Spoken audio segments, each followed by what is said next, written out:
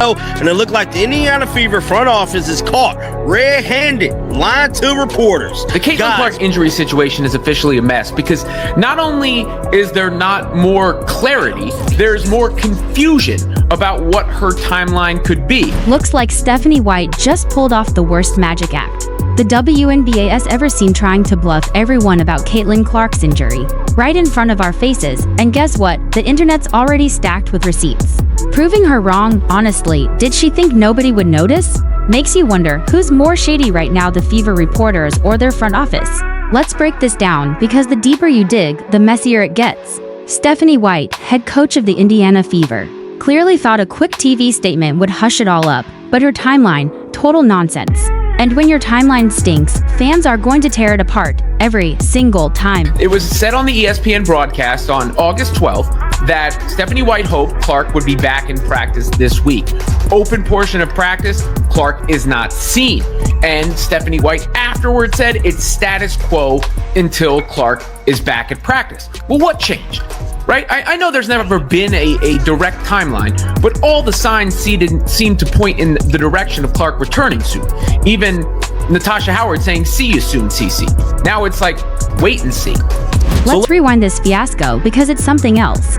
The official version says Caitlin Clark got hurt during a workout supposedly on August 7th. Neat little package, right? Almost like they rehearsed it in the locker room before feeding it to reporters. But fans aren't fools. We've got the footage, the screenshots, the receipts. And in those clips, Caitlin's out in Phoenix that very day, strutting with a Prada bag worth more than my car, walking clean, no limp, no pain, nothing. So unless Prada's now selling miracle braces that hurt on the 7th tail, straight up garbage. And there's further information coming out that Clark suffered a bit of an ankle injury in the midst of her recovery process. Did that hinder her return? One reporter saying yes, another reporter is saying no. Bottom line is, we need to know a little bit more. We don't need Caitlin Clark's in-depth medical report, but it's fair for fans to wonder if the Fever and the league's biggest star is going to return to the floor this season, or what the chances are. And she's been out of action for 5 weeks, so it's not as if some patience hasn't been expressed. And here's where it gets even more absurd.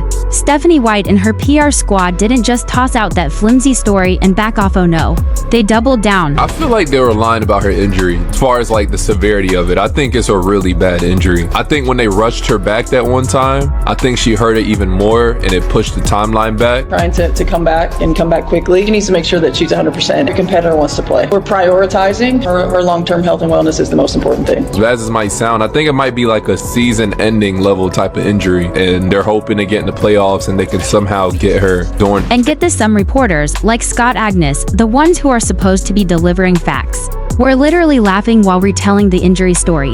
Not a nervous chuckle, full-on stand-up routine vibes, joking about the biggest star in women's basketball getting hurt. That's not just sloppy, that's straight-up clown show behavior. And the craziest thing about this last groin injury with Caitlin Clark is how it's been covered. The day after she had the groin injury, she was listed as day-to-day. And then a couple weeks after that, then she was listed to being out indefinitely. Now, ESPN had August 12th as the circled return date for Caitlin Clark to get back onto the court. And just yesterday, she was listed as a game time decision for today's game against the Dallas Wings. And then after practice yesterday, Coach Stephanie White basically came out and said, like, no, Caitlin Clark hasn't even been practicing. So they changed it from a game time decision to her being out. This has been all over the place, and I get it to a certain extent. The fans, the media does not need to know every little thing that's going on with Caitlin Clark's injuries, especially a star player like that. We will never know all the information, nor should we know all the information, and that's actually good for Caitlin. It protects her for when she does come back on the court. She can't be targeted. Teams can't use a certain injury or ailment against her if people don't really know what is going on. But the reporting of her timeline in general, there has been no rhyme or reason to what has been shared about it. And honestly, this is exactly why fans have completely checked out on trusting the Fever's front office or their little media circle. Look, spinning a story, sure, sports teams do that all the time, but flat out lying to your own fan base, then smirking through it, that's a whole different level of disrespect. That's basically saying, hey, we think you're too clueless to catch us. Newsflash, folks, we caught you. It's this false hope to get people to keep showing up, keep buying tickets. They got us content creators waiting and hoping, hey, they said she might be, this is the empty time. This is the time for practice that she might return. There you see it. Caitlin Clark on the sidelines, not practicing at all. It's done, you guys. It's over. It's over. We just have to accept the fact there will be no more Caitlin Clark this season. It is what it is. It is a wrap. Now let's stack those lies, shall we? Remember that game where assistant coach Briana January literally stepped on Caitlin Clark's foot? That wasn't some random stumble, it was messy, reckless, and now the whole thing's being buried. Under this fake timeline Stephanie White's team is pushing. They want you to believe Caitlin just tweaked it in practice, but game footage says otherwise. So, which is it? Practice mishap or coaching blunder? You can't have it both ways. And worse, Caitlin herself is now caught in this PR spin cycle every time she gives an update. It sounds scripted, like it came straight off a Fever intern's clipboard. Working hard, feeling good, just unlucky. Yeah, sure, fans remember the August footage. They remember January's foot stomp. They remember how the staff has botched Caitlin's care since day one. Put the puzzle together, it's not a good look. And don't forget, Caitlin's in her second year. She's not some wide-eyed rookie, she's already proven herself, selling out arenas coast to coast. Yet here she is, treated like spare equipment. If this were the NBA and a coach caused a star injury, heads would roll, ESPN would be on 24/7's, investigations everywhere. But in the WNBA, crickets. Just a bunch of reporters playing unpaid interns for the team. Speaking of reporters, Scott Agnes. Wow, you really dropped the ball here. You were supposed to keep fans in the loop with honest updates, but instead, you turned into a full-blown team puppet, parading that laughable defensive drill injury story like it was gospel. And you did it grinning ear to ear. The worst part? You actually looked thrilled that Caitlin got hurt, like it just handed you clicks. That's how low it's gotten. Fans don't just doubt you now. They're calling for boycotts, and honestly, can you blame them? The Indiana Fever's credibility is in the gutter, and Stephanie White is the face of the mess. She really thought she could just hide behind friendly reporters, spoon-feed them a neat little timeline and skate by, but this isn't 1995, fans. Have eyes, social media, and memories. Nobody's forgetting what went down in Phoenix. Nobody's forgetting when Caitlin was pulled from hyping the crowd by Briana January. These aren't random blips, they're a pattern, and patterns tell. The truth, this franchise is mishandling Caitlin Clark, plain and simple. And here's the twist, more and more people believe the Fever want Caitlin toned down. Think about it, she storms in, shakes up the league, fills arenas like no one before, and suddenly the narrative flips. Now it's, she needs more muscle. She's not ready. Next thing you know, she bulks up at lightning speed, ends up injured. And her whole second season is under a cloud. That's not bad luck, that's bad planning. And who sets the plan? The coaching staff. Stephanie White's staff. Fans are even saying Caitlin should ditch Fever doctors and go back to Iowa for a real evaluation, because no one trusts this medical team anymore. And honestly, who would, if the front office lies about when she got hurt? What else are they hiding? How bad is it really? Are they rushing her? These are real questions now. And notice nobody from the Fever is giving straight answers. Here's the kicker, when the truth surfaces, Stephanie White and her media buddies will look like absolute fools. Because once fans link it all, the Phoenix clips, that Prada bag, stroll, January's foot stomp, the laughing reporters, this entire narrative falls apart. And White, she'll only have herself to blame. So let's pick it back up, because this story keeps spiraling. Stephanie White genuinely thought she could step to the mic, flash a smile, and sell a workout injury fairy tale. But the more she talks, the more whole show. And the crazy part, instead of patching the lie, she just digs deeper. Stephanie, you're not protecting Caitlin. You're not helping the team. You're burning your own credibility live on camera. And the fans, they're over it. Fever supporters are sick of watching Caitlin get hacked, shoved, ignored by refs, then mishandled by her own bench. Imagine being the biggest name in women's basketball in decades, breaking records, selling out arenas, and your reward is being lied about when you're hurt. That's not how you build a superstar. That's how you ruin one. And make no mistake, the Fever front office is playing with fire here. Caitlin isn't just another player, she's the league's engine right now. The reason new fans bought tickets, started streaming games, started caring. Take her out, and the ripple is instant. Attendance dips, ratings sink, that new money dries up fast. So when Stephanie White lies about her injury, it's not just bad PR, it's a hit to the WNBA's golden goose. Now, let's talk about this muscle narrative because that's the other landmine in this whole saga.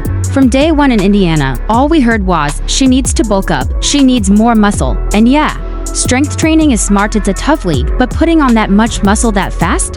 That's a recipe for disaster. You don't need a PhD to see it coming. And what happened? Exactly that. Overworked body breakdown. But instead of owning a reckless program, the Fever just blamed Caitlin for a bad step. Sure, that's like blaming the steering wheel after you cut the brakes, and the timing couldn't be worse. Caitlin was heating up, the Fever finally showing sparks, the league buzzing, then boom, this fake timeline drops, Caitlin's sidelined. Momentum dies, everything shifts. That's not just misfortune, that's sabotage, intentional or not. And the fact that Stephanie White is on camera trying to smooth it over with a scripted tale, that's the insult on top. Here's the wildest part: Stephanie White's acting like some PR mastermind, like nobody would spot the contradictions. Lady, this isn't 1995. Fans aren't sitting around waiting for some newspaper headline anymore. We've got Twitter, Instagram, YouTube, TikTok, and about 10,000 cell phones capturing every second of Caitlin Clark's career. You can't just delete footage. You can't rewrite history. Fans have slow-mo clips, timestamps, side-by-side breakdowns. Nobody's getting fooled here. And speaking of not fooling anyone, Scott Agnes, take a bow because you seriously blew it laughing while breaking down Caitlin's injury. That's not just sloppy. It's downright disrespectful. You were supposed to deliver facts, but instead you played hype man for the Fever's PR team. And the worst part, you looked like you enjoyed pushing that fake narrative. Who told you journalism means parroting whatever the team feeds you then? Adding a smirk for flair? No wonder fans are calling for boycotts. Once your credibility's gone, it's gone. Scott burned his in 5 seconds flat. Now, let's zoom out because this isn't just one lie or one injury. This is a whole culture of disrespect around Caitlin Clark and her supporters. Since day one, it's been roadblocks, refs swallowing whistles, commentators nitpicking her every move, coaches trying to mute her energy, and now reporters spinning her health. Feels like a coordinated effort to dull her shine. But here's the plot twist: it's not working. Every cheap shot, every shady spin only makes her fan base louder, tougher, more loyal.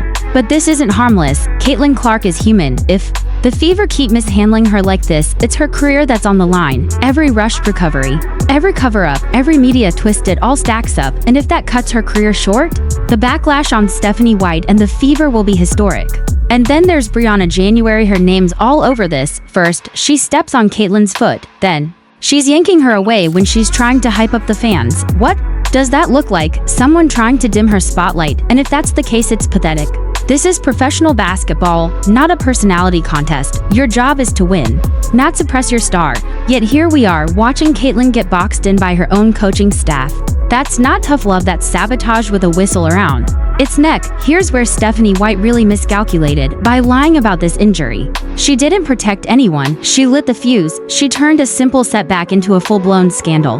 Now every word she says, every move she makes is under a microscope. Fans don't trust her. Reporters outside Indiana are already sniffing around. And once the national media sinks its teeth in, White will wish she just told the truth. And don't ignore what this does to the WNBA as a whole.